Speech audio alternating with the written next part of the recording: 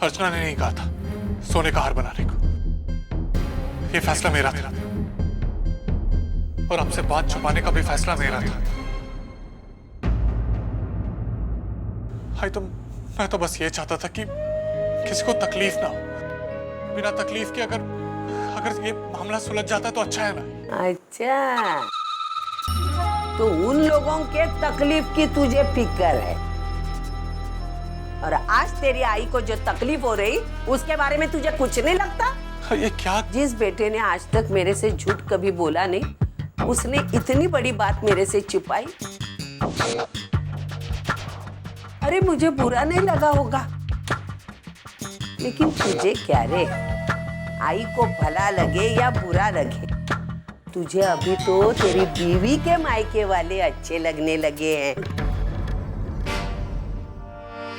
तेरी आई है तो अच्छा, तेरी आई ना है तो और ज्यादा अच्छा। आई ये क्या बोल रहे? चाली की औरतें बोलती थी, जब बेटे की शादी होती है तो बेटे रंग बदलते हैं। मैं कहती थी नहीं, मेरा मानव उसमें से नहीं है। लेकिन बेटा तूने मेरा विश्वास तोड़ दिया।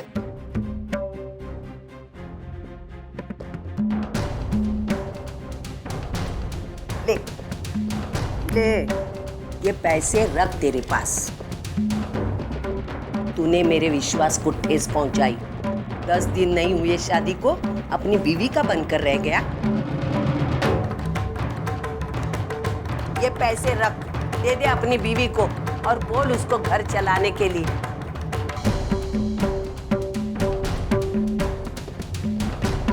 अरे वो आई है, अभी मेरी क्या जरूरत है ना? कल उठ के तेरी बीवी ये ना कहे मेरा पति कमाता है तू उड़ाती है। जरूरत नहीं है तेरे पैसे की, तुम रहो राजा रानी की तरह। हाँ, हम पड़ेंगे कोने में भूखे। अगर खाने मिला तो खाएंगे, नहीं तो भूखे सो जाएंगे। ये सब क्या हो रहा है सब?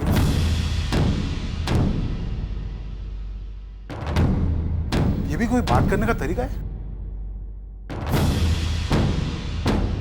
हुआ क्या है? दादा, इतने दिनों में हमारे घर में जो नहीं हुआ वो आज हुआ है। आज मानव ने मुझसे झूठ बोला। आप जिस बहू के गुण गाते हो, उसने देखो क्या गुल खिलाए 10 दिनों में। मैंने अर्चना की आई से हार मांगा था, वो उसने मानव के पैसे से खरीदवाया और मेरे हाथ में थमा दिया। एक मिनट सविता, पहले मुझे तुम ये बताओ कि तुमने अर्चना के आई से हार मांगा ही क्यों?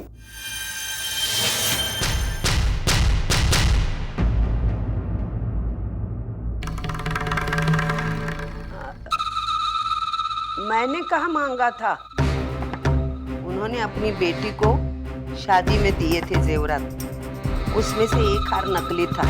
ये बात मैंने जाके सुलोचना ताई से बताई। उन्होंने बोला मैं वापस करूंगी आपको सोने का हार। तो मैं बोली ठीक है, और क्या बोलती ना, जैसी आपकी मर्जी। लेकिन उन्होंने अपनी बेटी और दामाद से मुझे झूठ बुलवाकर मुझे और मेरे बेटे में दूरियां पैदा कर दी।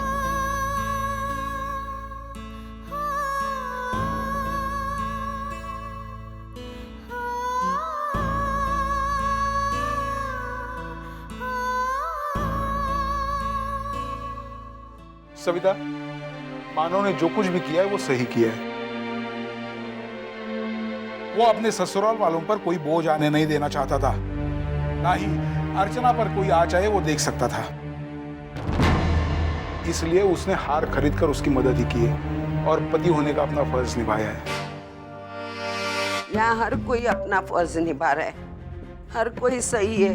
गलत है तो सिर्फ सविता। अर्चना की गलतियां देखकर मैंने 4 बातें क्या सुनाई, मैं बुरी हो गई। मानव का झूठ बोलना सही है, लेकिन मैंने 4 बातें सुनाई और दोष की धनी मैं बन गई। अब कुछ नहीं रहा मेरा इस घर में। मैं मैं बोझ बन गई हूँ सबके लिए। जा रही हूँ मैं घर छोड़ के, मुझे नहीं रहना तुम लोगों के साथ।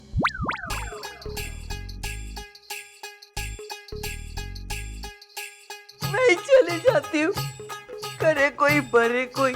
पापा अच्छा न्याय है तुम्हारा। मेरी बात तो सुनाई। मुझे नहीं रहना इस घर में, नहीं रहना है।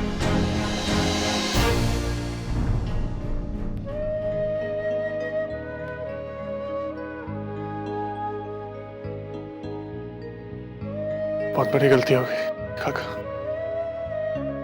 सबको कितना दुख पहुंचाया मैंने। तू उसकी चिंता मत कर मानो। अरे सविता को मैं अच्छी तरह से जानता हूं। बस आज की रात जाने दे, कल सुबह वो ठीक हो जाएगी। लेकिन ये देख, अभी अर्चना को तेरी जरूरत है। जा उसे समझा। अरे वो नई आई है अपने घर में, और ऊपर से ये सब। तू अर्चना को समझा।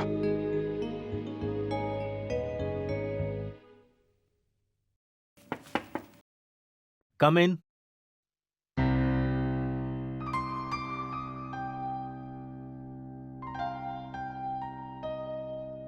Sir, file. हाँ, रख दो वहीं।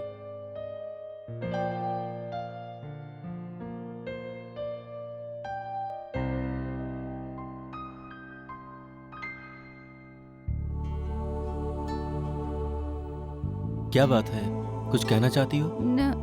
नहीं सर, वो सर एक्चुअली कल रात मेरी वजह से जो कुछ भी हुआ, sir I am really sorry for that. बैठो, सिट।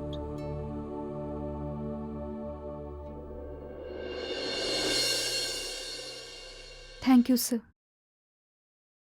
वर्षा, कल रात को जो हुआ वो अच्छा नहीं हुआ, पर मैंने अक्सर ये देखा है, तुम्हारी उम्र की ज्यादातर लड़कियों के साथ ऐसा ही होता है। वो क्या हैं, कैसी हैं, क्या कर सकती हैं, ये उनकी माता पिता से बेहतर उनके ऑफिस के कलीग्स जानते हैं। उनकी काबिलियत को ये ज्यादा बेहतर समझ सकते हैं, पहचानते हैं। Isn't it but obvious? दिन का ज्यादातर वक्त आप उन्हीं के संग तो बिताते हैं। अपनी सोच, अपने थॉट्स, सब कुछ उनके संग शेयर करते हैं। माँ बाप के कंपैरिजन में ज्यादा इंटरेक्शन भी आपका ऑफिस के कलीग्स के साथ ही होता है। और सबसे अहम बात जो है, कलीग्स जो हैं वो आप जैसी हैं वैसे ही आपको एक्सेप्ट करते हैं।